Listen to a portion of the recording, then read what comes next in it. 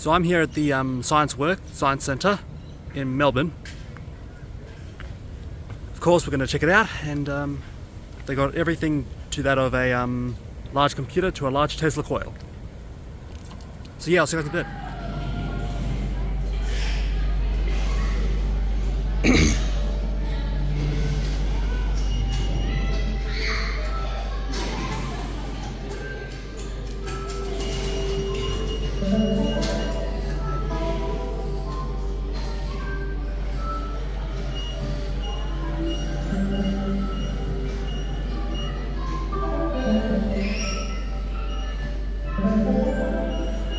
So basically this machine indicates the sound of a heart with the sensors here.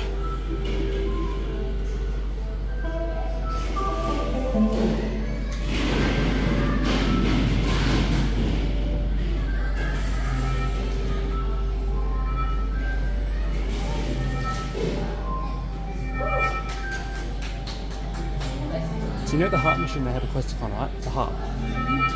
They got that here.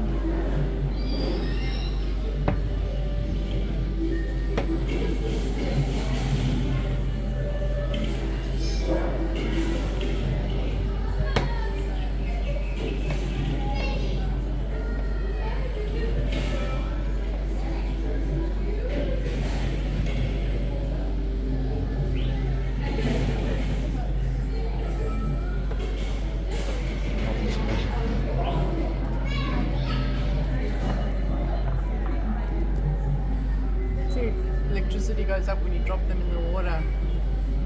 When you take them out of the water, Goes down. Of course, here's something for aviation enthusiasts.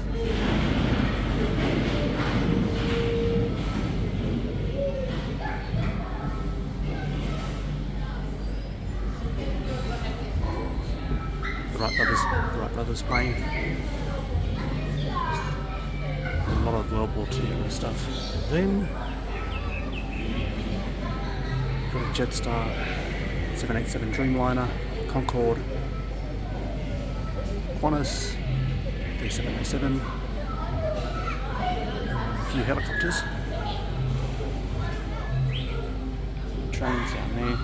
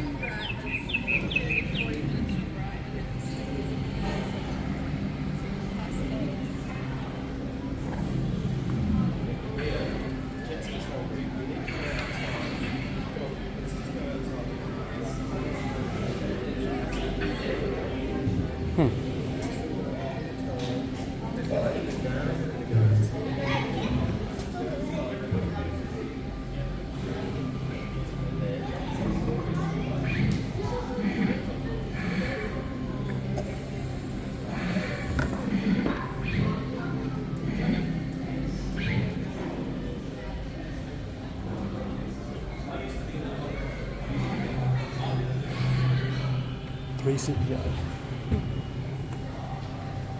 For those of you who know Star Wars, you'll know exactly who this is. Chewbacca. It's got a bit of pop culture here, which is nice. Of course, spaceship.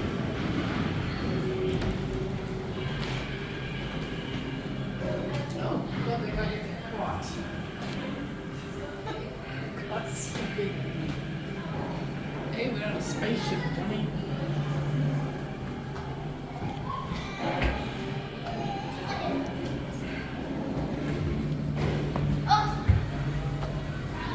Now, unlike last time, you're going to see the Tesla foil. You are actually, yeah. This is the more athletic stuff. Got a lift right here.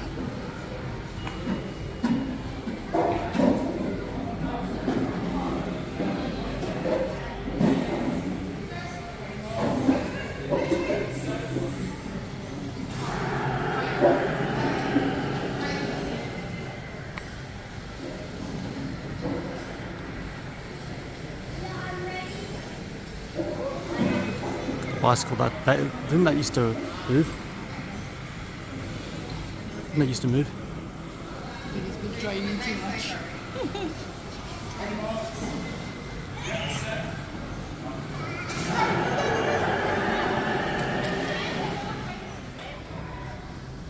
On your marks. Get set.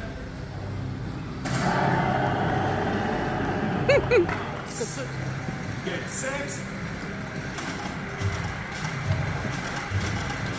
Faster, Johnny! Go!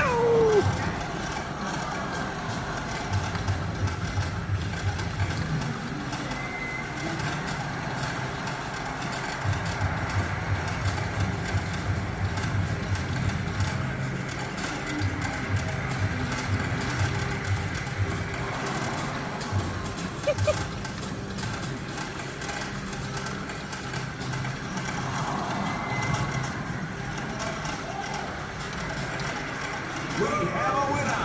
Peter, you have won. Yay, you won, Johnny.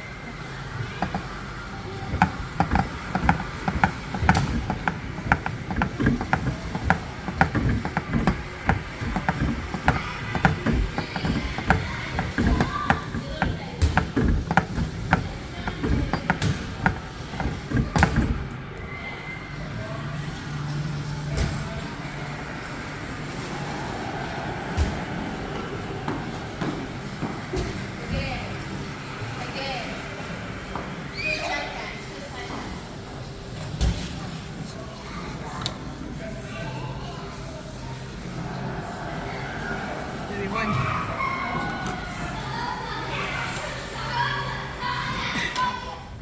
So this is the garage. Yeah. You got an old steam tractor right here. Classic. Yeah, this car, yeah, is an armored car that they used to put the money, carry the money around in. Yep. There's a nice tractor for you, Johnny. This is the Bulldog. Yeah.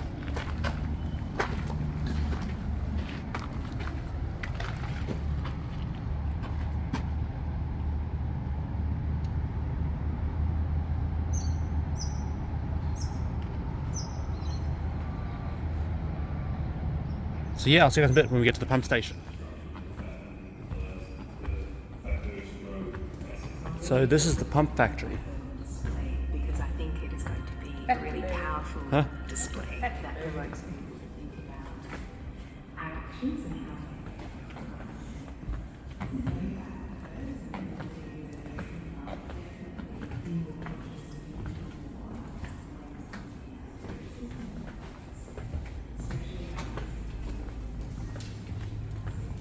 So let me guess, they did a countdown, right? Nope. Stand up. Pardon? You said to us, put your hands over your ears, and we all put our hands over his ears. Here we go. And then it went. Yeah. So you can see the steam engine there. Yeah.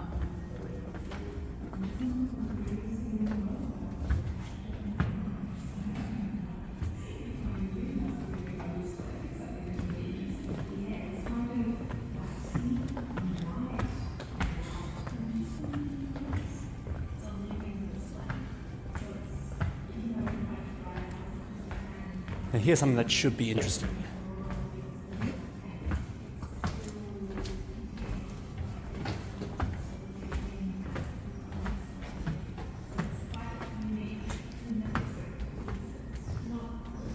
Now this is where I have been before. So this is what would keep a steam engine running. This is the boilers. If you've been on a steamship, you would know what this is. The firebox, everything.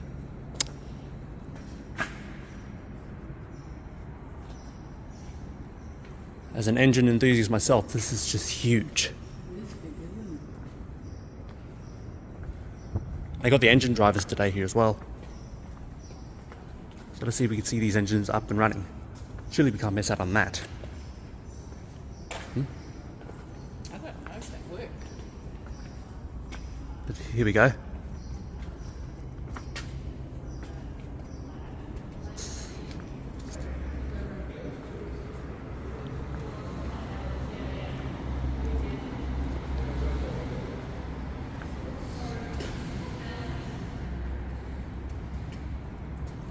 So these are steam engines. Must be.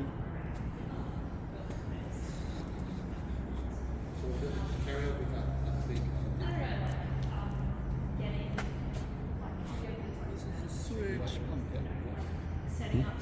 Sewerage pump for our toilets.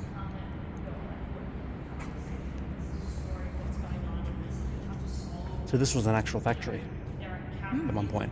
Must have been, yeah.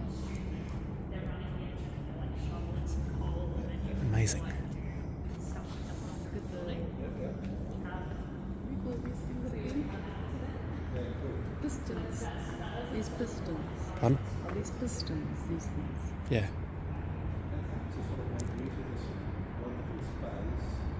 Looks like this one still works.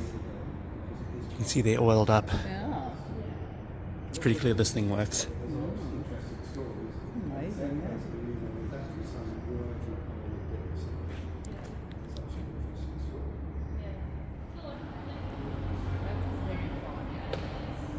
So you're saying that's the sewers? Down the bottom there, that's where it would come into the pump house from the toilets. So these are actually electric motors. Huh?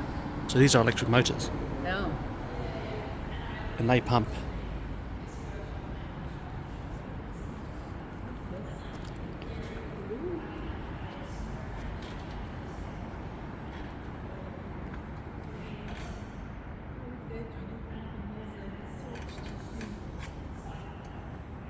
Gosh, that makes my toes feel funny. What? Oi there! We had a problem earlier with the electric pump, so Mr. Halliday sent me down to investigate. It's darn dark down here. I think I've almost sorted things, but could you give me a hand and go and drop number 316 in the log? I've got to go and check on the other pumps now. There should be a torch hanging from the main unit. Turn it on and shine some light down the well, and you'll see what's causing the problem. Let Mr. Halliday know so we can record it in the logbook.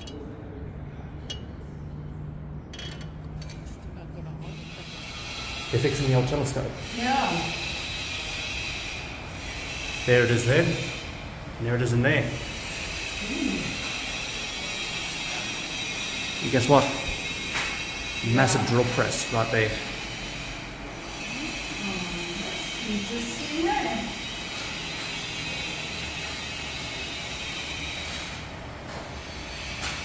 This is the one from Nostromo. You know that? The one that burned down. Yeah. Yeah. relocated into Mount Stromlo in 1945 and remained active until 2003 when it was significantly damaged by the bushfires. And you know what's interesting?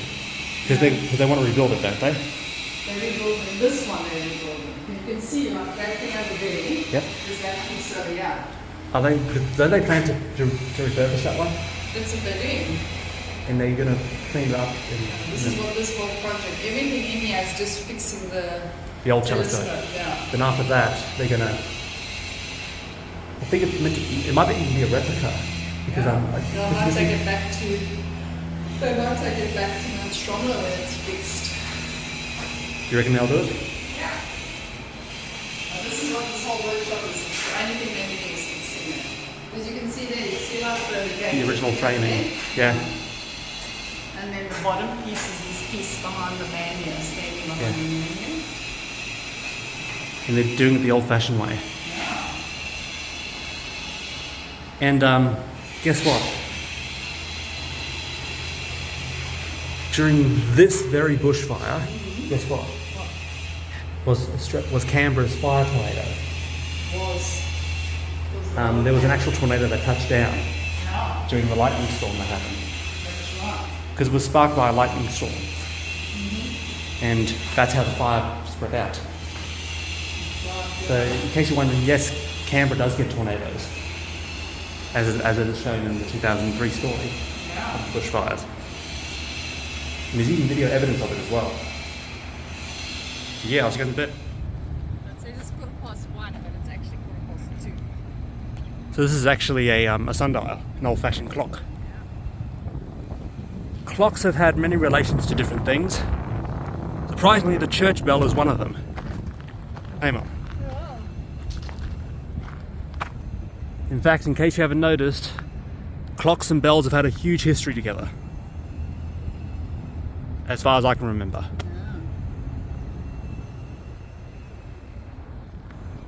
So yeah, I'll see you guys in a bit when we go to the lightning show. So this is the Lightning Theatre here at Scienceworks. There's the entrance right there. And of course behind there, needs no introduction, is the giant Tesla coil. And yeah, this time we'll enjoy the show. So yeah, I'll see you guys in a bit. Museums Victoria acknowledges the traditional owners of the land on which we stand, the people of the Bumwara and Woiwurrung language groups. Please join me in recognising the diverse and enduring cultures of all of Australia's First Peoples, and pay respects to elders past and present. Welcome to the Lightning Theatre, a place where science, lightning and wonderful things happen. Today's show is perfectly safe. Before lightning is made, you will be asked to cover your ears to protect them from the thunder. The Faraday cage in front of you will keep the lightning inside. If you decide to leave the show before it is finished, you may use the exits on either side of the stage. If you leave early, you will not be able to come back in. But really, you wouldn't want to leave. Please settle in and enjoy the show.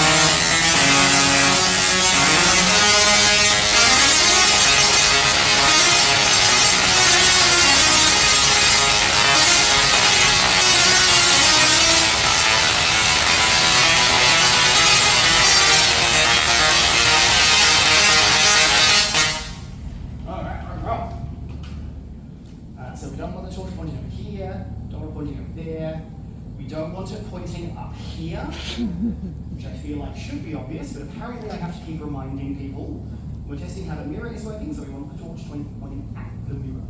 All right, so if we lower lights and Archie raises their torch, if we get the angles just right, we should be able to bring that one over here, kind of. This is a tricky one. Can I get this up onto? All right, there we go.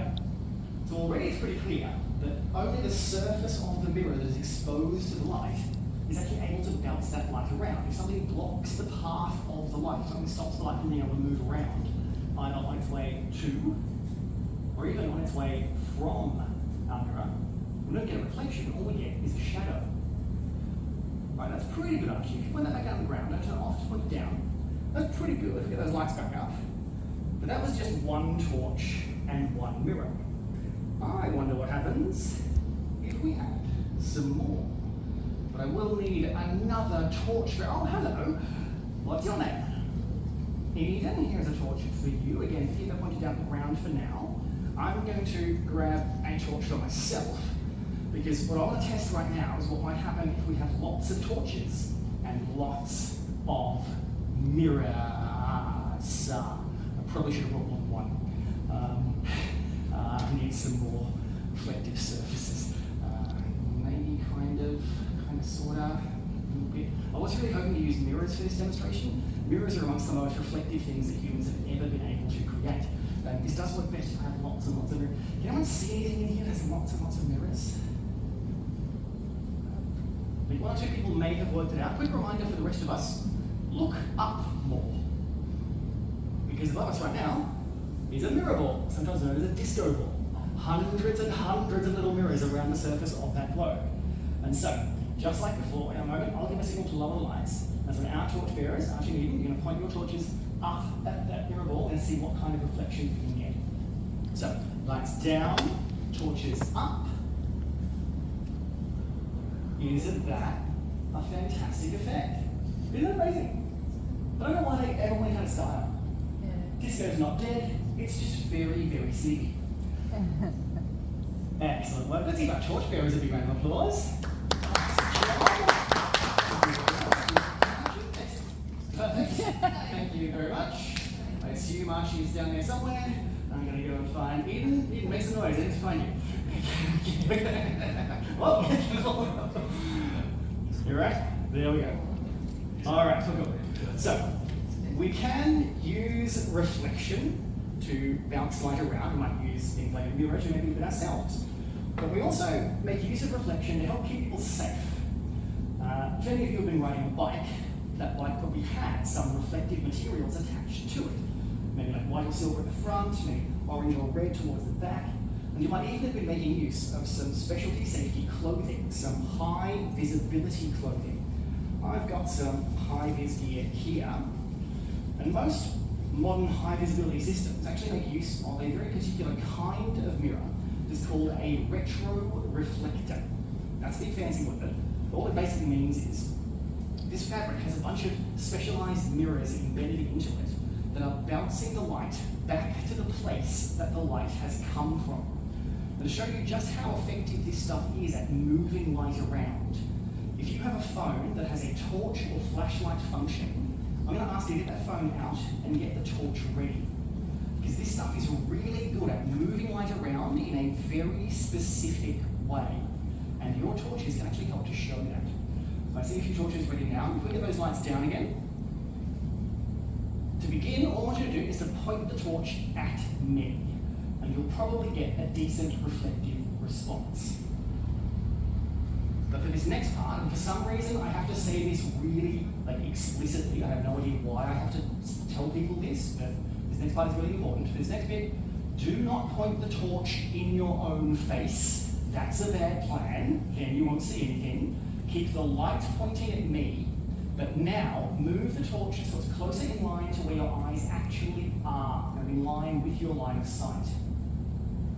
And you should get a much brighter reflection. If you keep the light pointing at me, but now move it away from your eyes, maybe share it amongst your group so other people can see the effect. Even with the light still pointing at me, If the light source isn't next to your eyes, then you're not seeing as much of that light, because these mirrors are bouncing the light back to the place that the light has come from. And this actually means something very important for anyone who happens to be in control of the vehicle and notices someone clearly illuminating safety gear like this. Because that most likely means that the light source for your vehicle is pointed directly at that person. What is the light source for your vehicle? Headlights. It's the headlights, which are also pointing directly at that person. And you may wish to adjust your direction ever so slightly. I do hope you are all staying safe on the roads. Excellent work, thank you very much. We'll pop those torches away now. In fact, give yourselves a round of applause for helping out. Nice job. Yay! Good luck.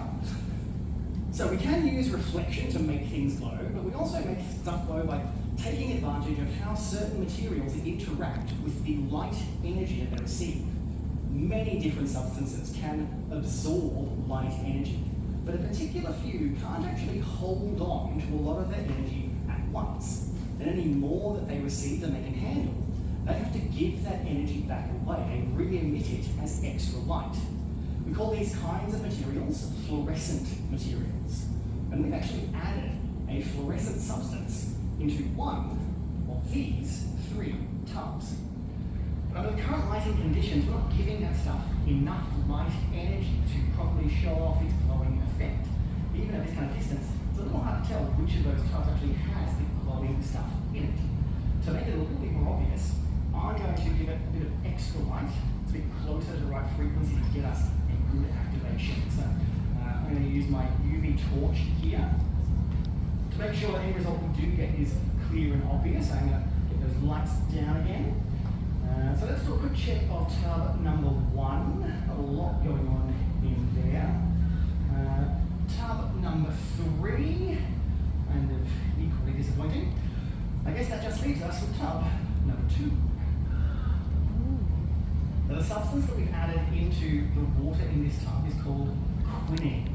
And some of you might actually be familiar with quinine, as it is the main ingredient in tonic water. This is not to be confused with the stuff that people sometimes add to their tonic water. That's a different thing. I'm going to show you. And quinine, that's what I was talking about. It absorbs UV energy, but can't hold on to lots at once, and so it gives the rest away as extra light. And these fluorescent materials, they're all around us all the time. They're just invisible to us under most ordinary conditions. To show you another place that they can be found, I mean, those lights come back up, and I'm going to need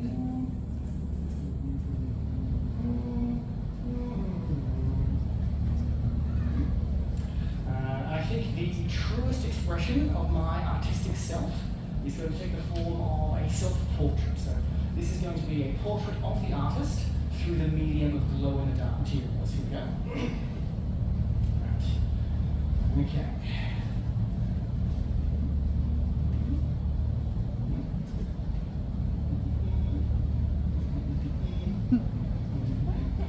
Ta-da! You are all quite literally too kind. I know, again, the resemblance is uncanny, isn't it? I'm simple, but I'm happy. Keep your eyes on this canvas over the course of the show. I think you might actually be a bit surprised by just how long this image stays present, and only very slowly fades. Now, down here, I have a highly flammable chemical called ethanol. Now, I'm going to put some of this into this beaker over here, and then I'm going to set the light. As it is burning, I want you to pay special attention to the kinds of colours that we get from this flame, because that's actually going to tell us something pretty important about the way that fire behaves kind of generally. There we go. Right. So this is our ethanol flame. There we go. And to begin, we get a fair amount of blue coming through. That's because there's a lot of oxygen available in the atmosphere to help fuel that flame. But as one bit of the flame uses up the oxygen, that means there's less oxygen available for the other bits of flame next to it. And that's when you start to see things like those yellow and orange colours turn up. This also tells us something pretty important about the way that fire behaves in general. if you change the available materials, you can change the behaviour of the flame. And that's what we've done with the rest of these vials down here. We've kept ethanol as our base, but we've added other things into the mix to see if we can get different kinds of flame effects. So all of these are chlorides, which will help them to dissolve into the ethanol. Into this one, we have added some sodium, which some of you might actually be familiar with by its far more common name, which is salt. This is literally table salt. Okay. Into this one, we have added some strontium, which some of you might know of by its common name, which is, as far as I'm aware, the common name for strontium is strontium, because that's what it's called. So we just call it strontium. I haven't heard it called anything else. And into this one, we have added some copper, which some of you might have heard of as, "You'll never catch me, copper." Now I'm going to have a little guess with yourself as to how you think these flames are going to change now that we've added other stuff into the mix. One of them's a little hot to guess. Alright, so we'll start off with our sodium flame. And that'll give us a lot of yellow right from the very start. Our strontium flame will give us a deep red, almost purple in there. And copper will give us green. Isn't that great? You know what would be amazing? Imagine if we got like rockets that we then just packed full of different chemicals, so that then when we fired them up into the air and exploded, you get different colours of explosion. We could call them works of fire, or possibly just fireworks, because this is how you get different kinds of flame effects from different kinds of fireworks. Different chemicals in the mix will give you a different kind of flame. It doesn't just happen with heat though. Just about every element that is on the periodic table will give you a glowing response if you give it a sufficient electrical charge. That's actually, this is a plasma ball. There's actually a bunch of different gases inside this globe, things like nitrogen, neon, argon, a bunch of other stuff. And they're all interacting with the electrical field that is being generated from the center. Now, if, for example, I were to give this electrical field a clear path of transmission, then that is reflected in the gases inside. What we cannot see right now is the fact that this electrical field actually keeps going beyond this glass. It's just that when it gets out here, it's not quite the right mix of gases to demonstrate any kind of interaction. But if I were to take this bulb, which is not plugged into anything, there is no battery attached to this, there is currently no power going through this device. If I get this in just the right place, in fact, yeah, if you drop those lights a little more, there we go. Then the electrical field reacts with the gas inside and gives us light. And this gives me an idea. I think I can use this effect to reveal the true nature of one of our audience members here today. But for my final volunteer,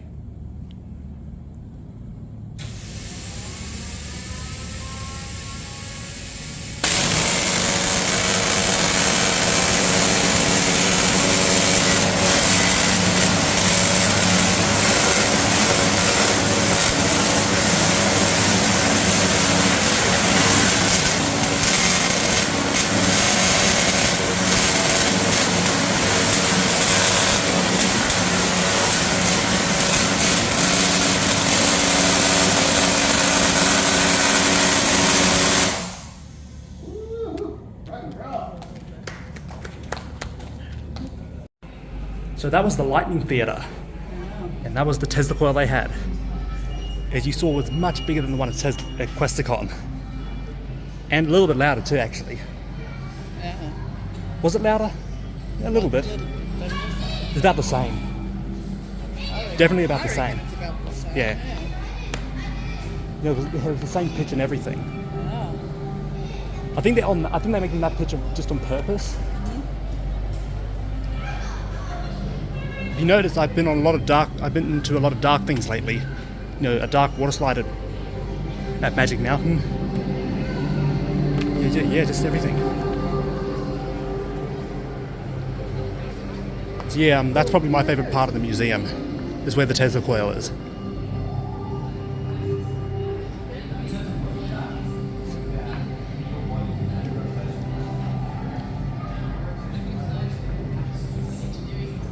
So let's check out some of the other stuff.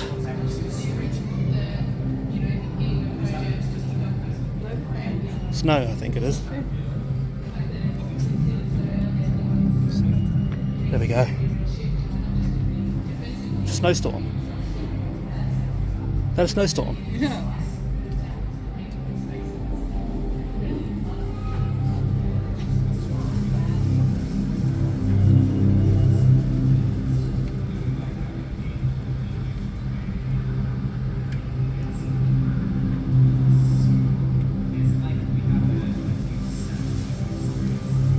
That's awesome.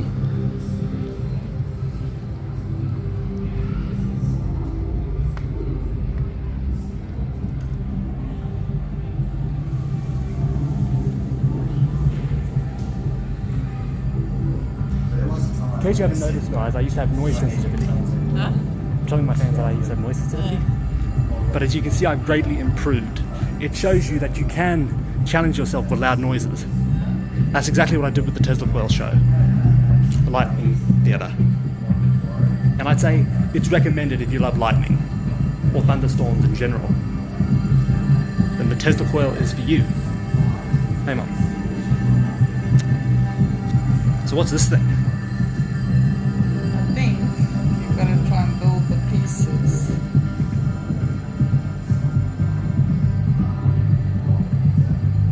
A sound is fluctuation in air pressure that allows you to receive a certain Built like a diamond. I think you've got to try and make it physical model. Yeah.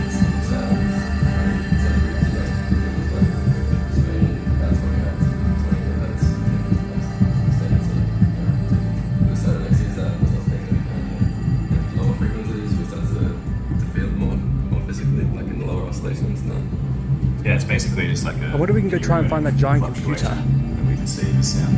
Remember they had that large computer here? Understand Mum. what it's actually doing. It's just like. Mum, maybe we should go try and find that giant computer. Yeah, let's go. Where is it? Let's go have a look.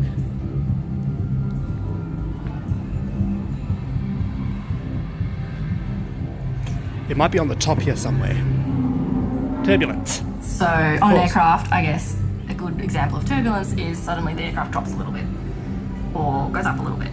And that's just because we've been flying along and the air is in a certain state, and then we've hit a pocket of air that's going up, or we've hit a pocket of air that's going down. Just as weather is hard to predict, air is hard to predict is probably part of the problem. We have computers that try and make fluid models, and I think it's called computational fluid dynamics, CFD, easier.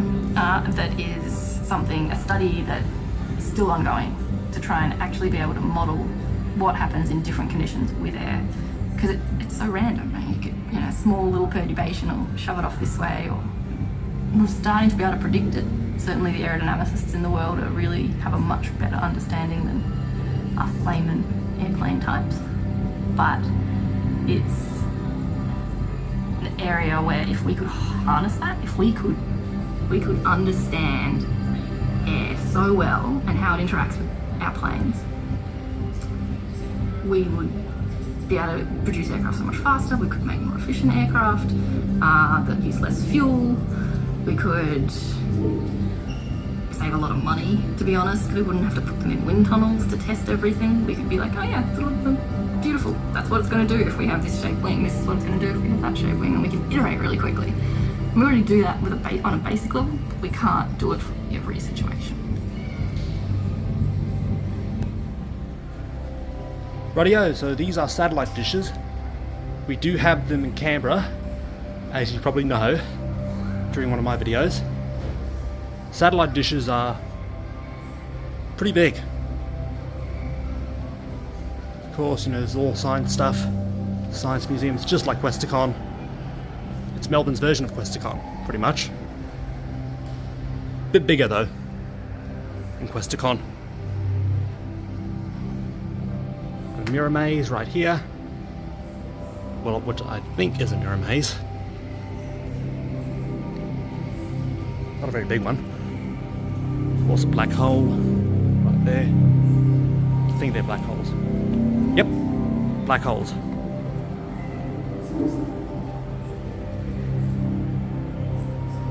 Shows you what happens when they collide.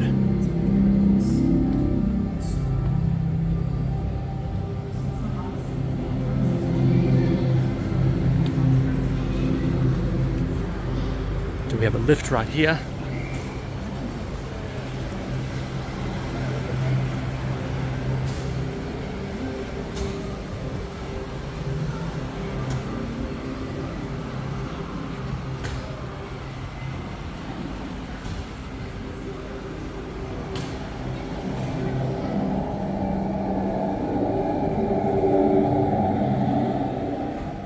These are actually security cameras, I think.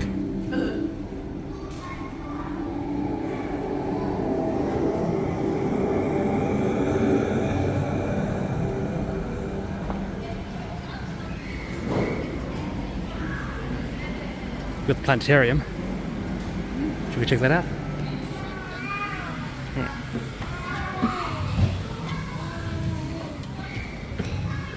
Look how much I weigh, Mum.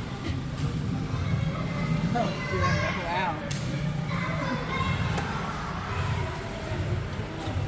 Let's see how tall you are. Alright. Hold this. I will. I'll do the honors, I guess. Okay, stand back.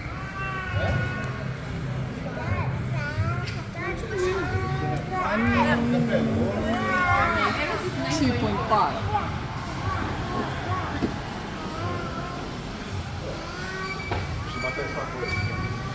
Right, you ready to go? You're gonna tap them.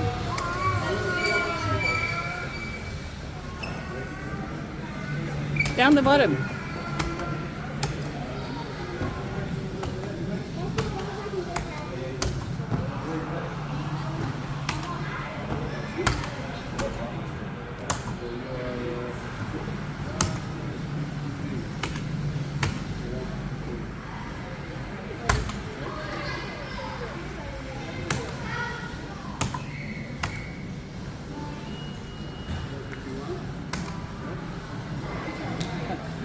How many did you do?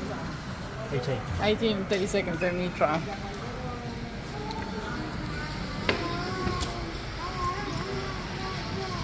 I wonder which is better, Questacon or Melbourne?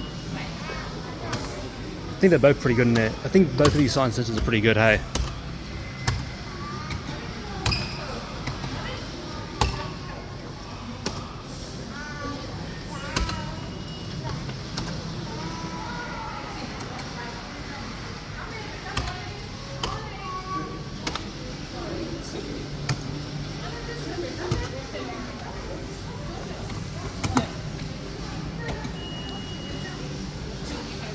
Well, you got way more than I did. Only 2 more. Yeah.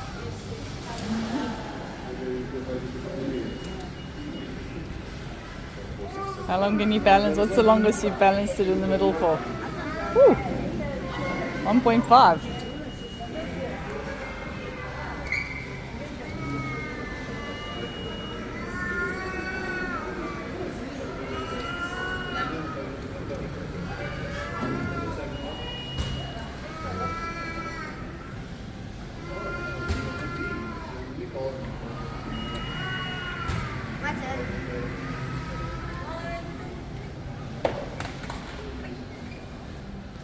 It is now.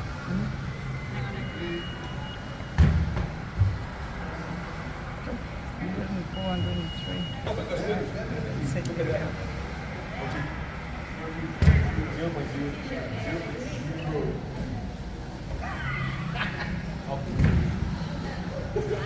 I think constantly changes And your heartbeat changes. Yours is pretty average. So sadly, we don't have tickets for the planetarium, but we got this beautiful moon structure, exactly like the one at Questacon.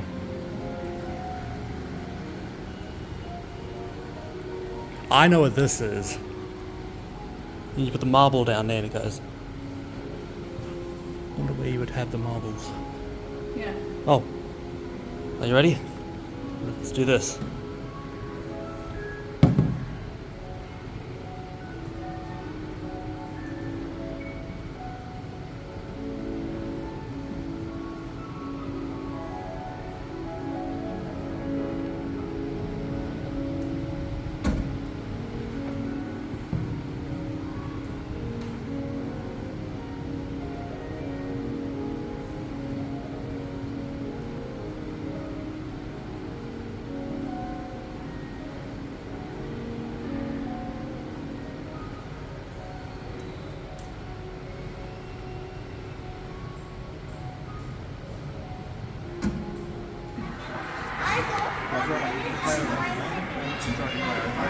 Yeah, go to throw it. Harder than that. Harder than that. Get it inside there.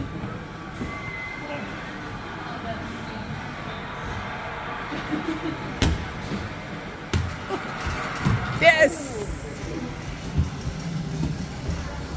This is something I'm not particularly a fan of, but I'm going to show you how to do it anyway. I don't think I have to. All I know is that just like people will pass it.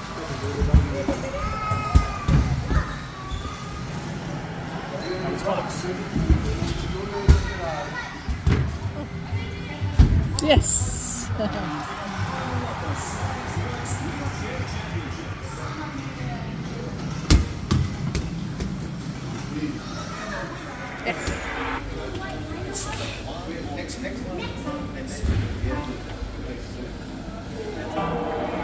It could be any eye, can't it?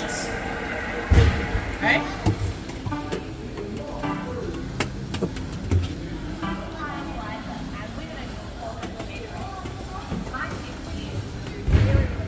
Got it. Done. Did you close one eye? I did. You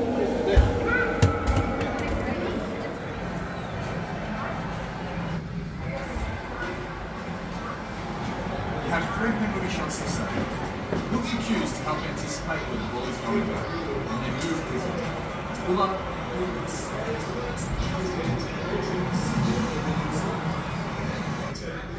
Watch his hips. Get ready to save a shot.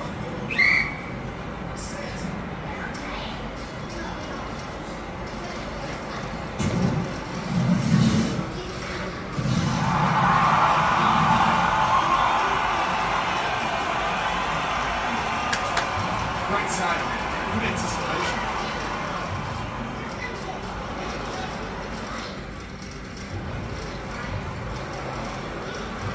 Get ready to make some saves.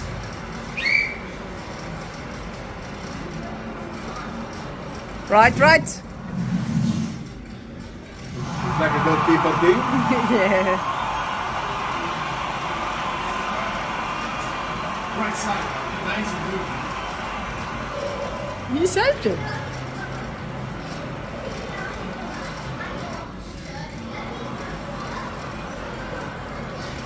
Get ready.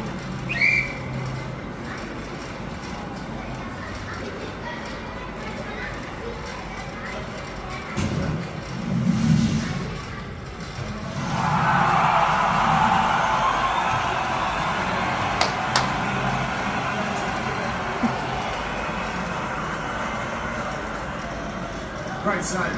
Unbelievable reactions. Start with your foot. With your foot.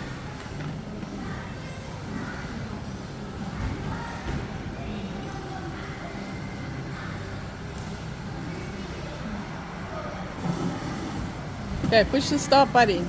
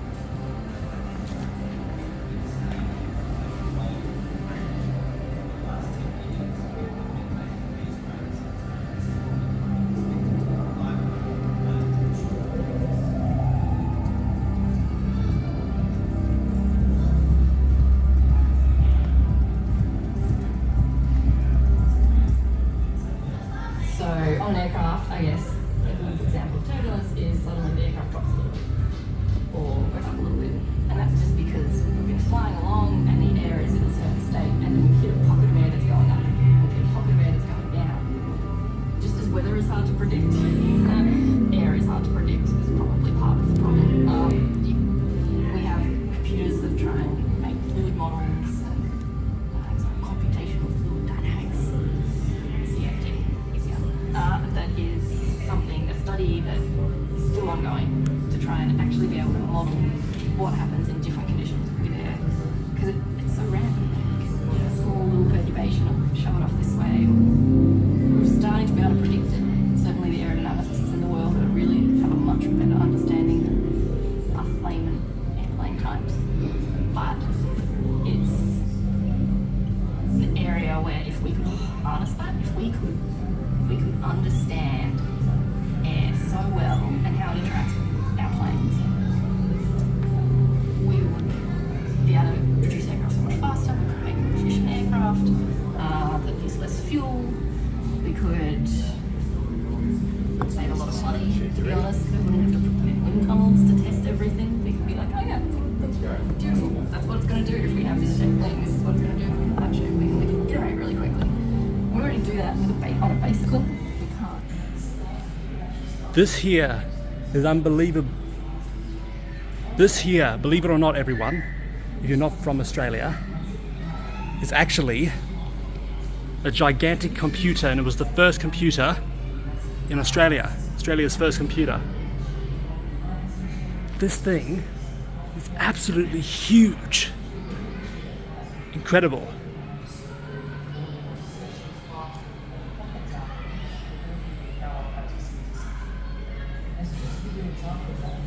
See all the wires in there.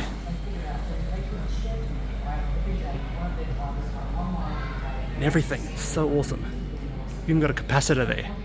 I think that's a capacitor. I'm not sure, but if you know me, I love my high voltage and voltage stuff. Got another one of those vacuum tubes. Got some video game consoles. Even got a glove. A VR headset. Some old-fashioned Legos. And a lot of old toys. Coca-Cola yo-yo. Of course, got a typewriter. And we have a Polaroid. I actually have I think it's the same type of camera that a Polaroid is used for, typically. I don't know my camera makes, everyone. But I do have a Polaroid camera.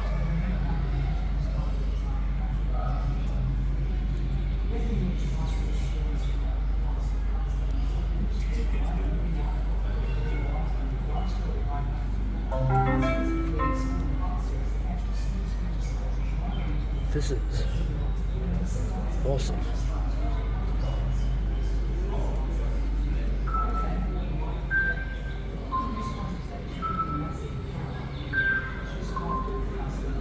So using these quantum steps and having the ability to do massive power processing impacts just about every industry, from the finance industry to logistics, healthcare, defense, actually every industry.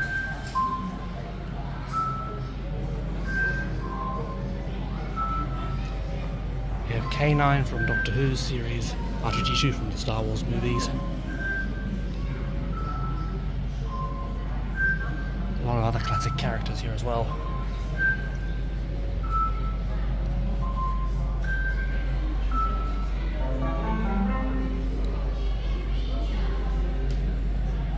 Think ahead. Contrary to popular myth, straw bales can also be fire resistant. Well, that's if they're built with magnesium oxide cladding. This straw bale house, built by sustainable designer Joost Bakker, was bushfire tested by CSIRO. These tests proved that the structure could withstand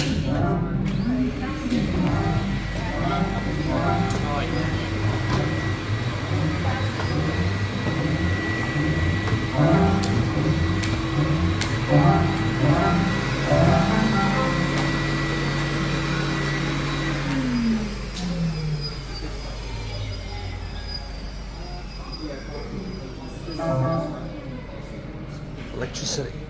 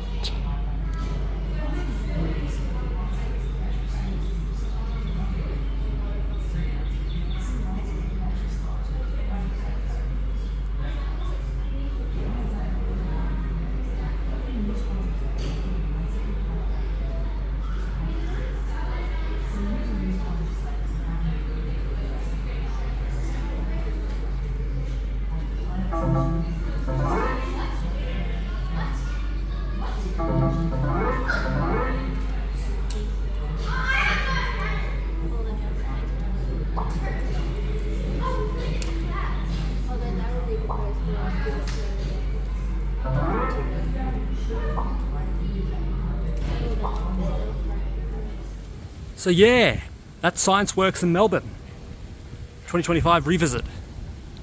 So yeah, I hope you guys enjoyed and I'll see you in the next episode. Goodbye.